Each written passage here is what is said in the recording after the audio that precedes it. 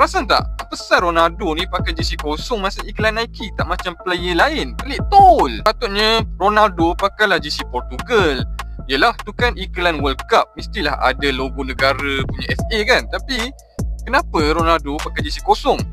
Siapa yang layan jersey mesti tahulah, Portugal sekarang tak pakai brand Nike. So Portugal sekarang ni pakai brand Puma. So dalam iklan Nike takkan nak letak logo Puma pula. Dah lah Puma tu rival Nike. So nak tak nak, memang Ronaldo kena pakai baju kosong lah, warna merah, ibarat macam baju Portugal. Tapi tak boleh letak logo Portugal lah, sebab ada orang kata, bang letaklah logo Portugal.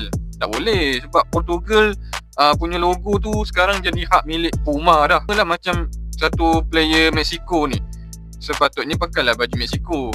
Tapi disebabkan Mexico pakai brand Adidas, so Nike buat keluarkan jersey Mexico versi Nike lah. So guys, pada korang, perlu ke Ronaldo pakai jersey Portugal ataupun jersey kosong semata-mata?